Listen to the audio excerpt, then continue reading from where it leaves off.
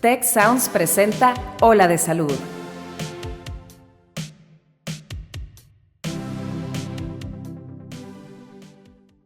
Los colorantes en los alimentos, cosméticos y medicamentos han existido desde hace muchos años. Pero recientemente la FDA prohibió el uso del colorante rojo número 3.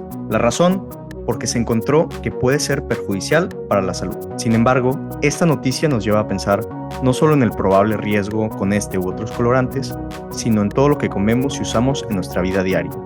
¿Será este el principio del fin de los colorantes artificiales? Yo soy Mauricio Torres y aquí comienza tu ruta de bienestar. Aunque las personas que regulan sean bien intencionadas, van a tener mucha complicación para poder dejar concluyente la información para poderlo sacar del mercado. Y creo que ahí es algo que no es nada más con los colorantes, sino es algo que tenemos que ponernos a pensar todos como consumidores, porque ¿qué tal otro tipo de grasas? ¿Qué tal otro tipo de empaques?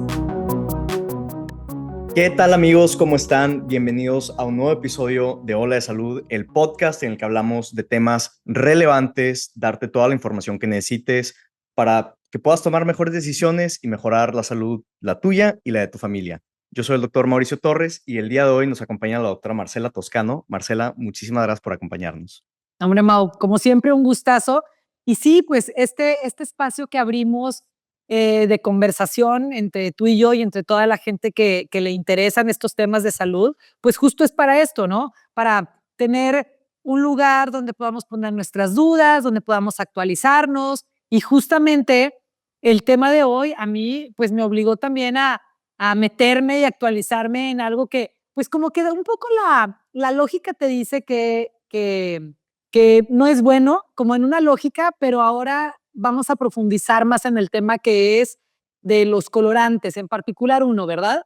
Sí, o sea, yo creo que es uno de estos temas que normalmente no lo piensas mucho, no te levantas un día en la mañana y estás pensando en los colorantes que existen en la comida o en los medicamentos, pero una noticia reciente nos hizo que todos nos preguntáramos, oye, ¿qué exactamente estamos comiendo? ¿No? Uh-huh.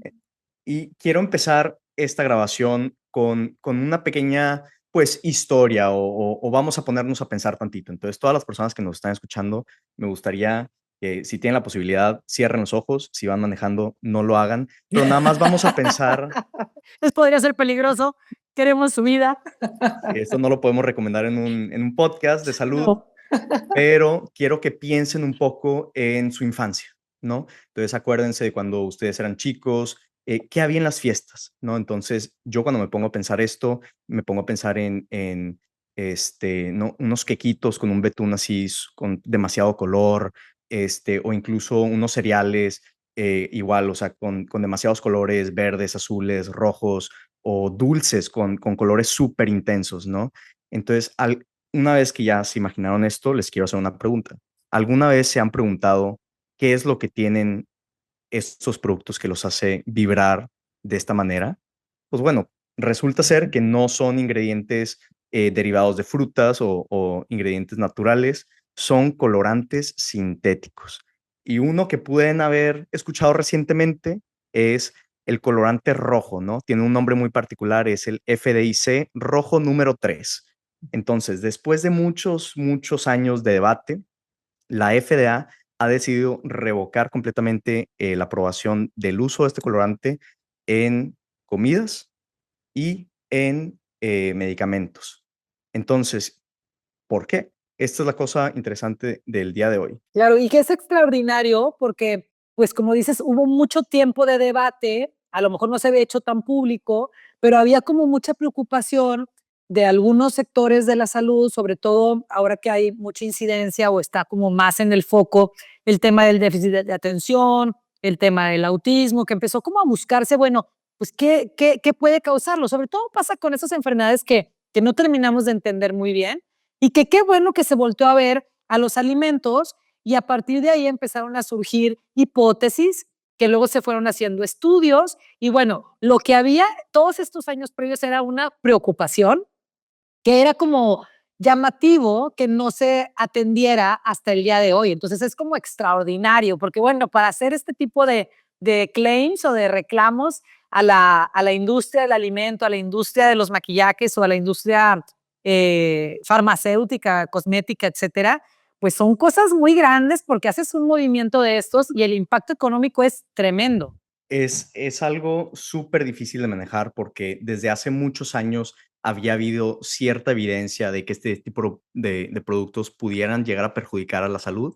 Y yo creo que un poco más adelante en el episodio podemos entrar a los detalles de esos estudios, pero algo que quiero recalcar desde un inicio es que los colorantes no son inherentemente malos, ¿no? Vamos a dejar una cosa clara.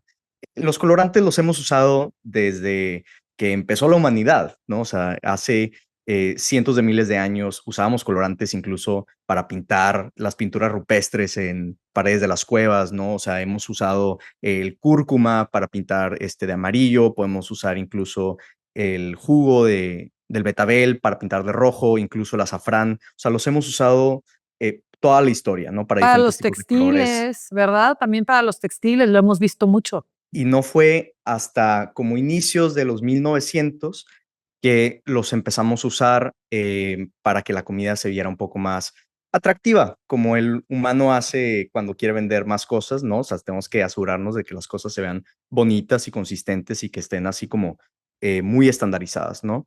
Entonces, este producto del que estamos hablando el día de hoy, que es el rojo número 3, se encontró que era estable en comidas procesadas, era muy barato y pues le da un color muy brillante y muy atractivo. Eh, ¿Tú te acuerdas un poco cuándo se empezaron a estudiar como los efectos negativos de este colorante? Fíjate que no tengo idea cuándo empezaron. Creo que, como te decía hace ratito, creo que empezó a ser más relevante el tema conforme empezó a haber más incidencia de enfermedades neurológicas, como lo que te decía, déficit de atención, pero no tengo exactamente el dato. ¿Tú sabes, Mau? Pues normalmente, o sea, se empezó a estudiar como en los 1960. Fue Mm. cuando se empezaron a hacer varios estudios en donde descubrieron que no eran estudios en humanos, eran estudios en ratas. Pero fíjate, 1960 dices, y según lo que estuve revisando, el primer colorante artificial se creó en 1856, o sea, 100 años después empezó a haber preocupación al respecto. Ya teníamos 100 años usándolo. No, ¿y cuántos años llevamos usándolo desde los 60? Ajá. Ujú.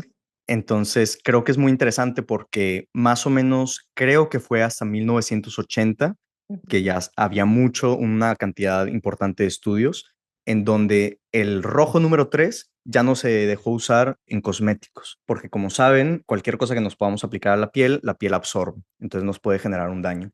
Pero qué curioso que se siguió usando en alimentos y en medicinas, ¿no? Cuando decimos medicinas, normalmente es así como piensen en una pastilla que la cubierta es roja. Pues bueno, viene de ese colorante. Sí, tal vez se pensaba que, bueno, lo puedes dejar en el alimento porque la dosis es tan pequeña, ¿no? Si comiéramos, pues mayormente alimentos enteros, naturales, no superprocesados. Ahí sí sería una dosis muy chiquita. Digo, quiero pensar que por eso no lo quitaron de los alimentos y sí lo quitaron de los cosméticos, porque la cantidad de cosas que te embarras, pues probablemente se supone que sería más de lo que te estarías comiendo en un alimento, ¿no? Claro, o sea, cada cuánto comemos algún alimento que tenga este tipo de colorantes, Bueno, ¿no? se supone, ¿verdad? Sí. No, pero lo peor es que normalmente si piensas como en el tipo de productos que pudieran llegar a tener este colorante, pues son los niños los que lo Ujú. consumen y pudieran llegar a ser como parte de las secciones de la población más vulnerables, que es lo que me parece un poco trágico incluso, Claro, ¿no? claro, que volvemos como a esto que hemos hablado, perdón, o sea, no quiero desviarme de la historia, pero como la obsesión que tenemos porque todo se vea bonito y que parezca como artificial lo que es natural, porque bueno, la naturaleza te va a ofrecer productos, pues cuchos, unos están cuchos, unos están golpeaditos, unos tienen colores así medio inestables, unos grandes, unos pequeños, pero como que esta obsesión por la perfección y porque sea todo más llamativo, más bello, más perfecto, ¿cómo nos va llevando a meternos en problemas solos? Porque son creaciones humanas, ¿no?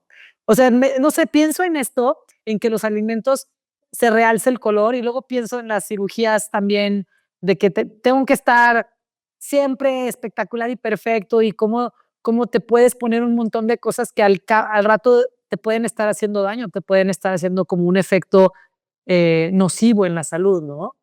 Y es un poco difícil porque cuando lo estamos hablando aquí decimos, no, este tipo como de perfeccionismo es lo que nos está llevando a optar o que la industria opte por este tipo de ingredientes. Pero luego también a mí me pasa que estoy en el súper y agarro la cebolla más bonita, la que tenga menos imperfecciones. Entonces, Claro. eh, creo que es un poco inconsciente, o sea, muy instintivo. Claro.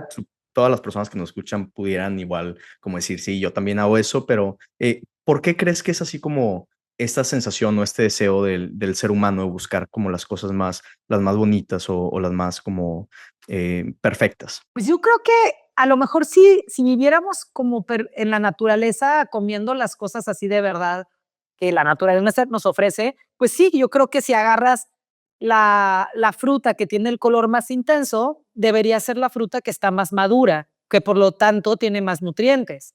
Entonces es una cosa, eh, creo que de sobrevivencia que tenemos integrada en nuestro aprendizaje milenario de sobrevivir en el mundo, pero nos juega un poco en contra cuando tenemos la posibilidad de hacer más visualmente más atractivo algo que no necesariamente es más nutritivo. Porque en la Claro, naturaleza, si veo una manzana muy madura, que huele muy fuerte y que está toda roja, está más madura, eso sí es cierto, y probablemente es mejor que agarre esa que la manzana que está toda golpeada y toda roñosa y no madura perfecta. Pero comparado eso contra una manzana de plástico que tiene el color perfecto, imagínate que yo no pudiera discernir y me estuviera comiendo la manzana de plástico. Pues obviamente me va a hacer daño. Digo, llevándolo a un ejemplo súper exagerado, Mau.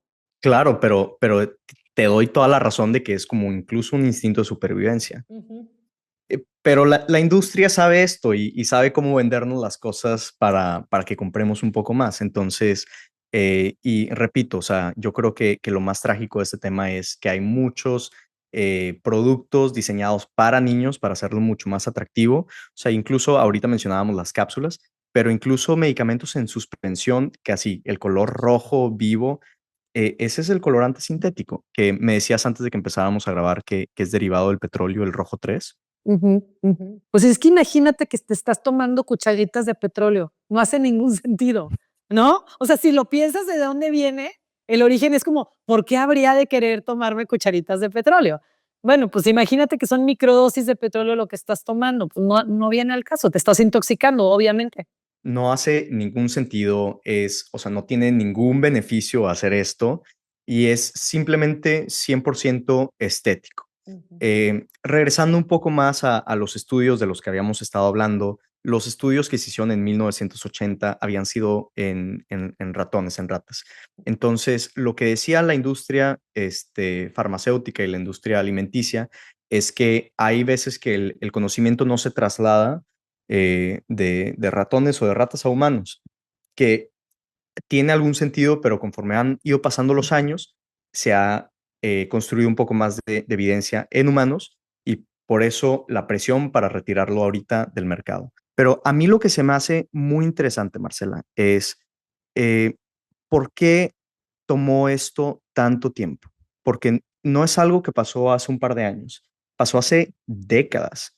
Entonces, creo que es importante y creo que es como uno de los mensajes más importantes de este tema, es que no siempre la regulación va a la par con la ciencia, Ujú.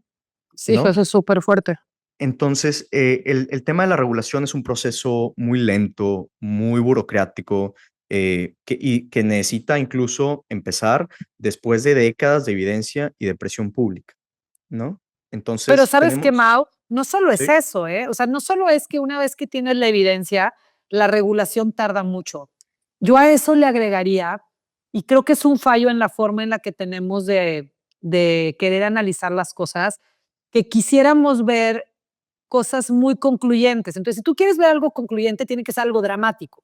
Entonces, si yo agarro y hago un estudio y digo, ok, vamos a ver si es cierto que a un niño le da problemas tomar este colorante.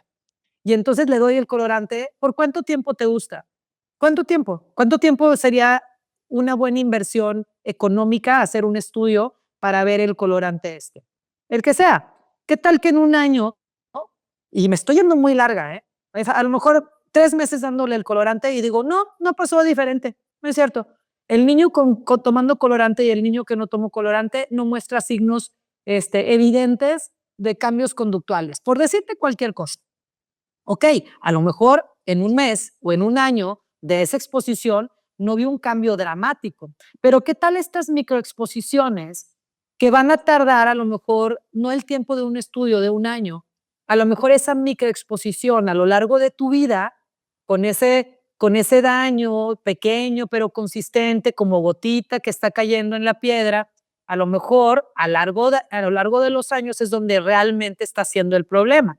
Y el problema es que cómo aíslas saber a lo largo de esos 10 años qué es lo que le está dando problema a esa persona. Porque a lo largo de esos años no solo comió ese colorante, también Claro. comió grasa trans y también se cayó de un árbol y también le pasaron cosas y también hay contaminación. Entonces, aislar solo un factor cuando es por una exposición prolongada, creo que es súper complicado para dar un resultado concluyente con el que puedas decir, claro, mira este porcentaje, hay que quitarlo. Entonces, también, aunque las personas que regulan sean bien intencionadas, van a tener mucha complicación para poder dejar concluyente la información para poderlo sacar del mercado. Y creo que ahí es algo que no es nada más con los colorantes, sino es algo que tenemos que ponernos a pensar todos como consumidores, porque ahorita es el colorante 3, pero ¿qué tal otro tipo de conservadores? ¿Qué tal otro tipo de grasas? ¿Qué tal otro tipo de empaques?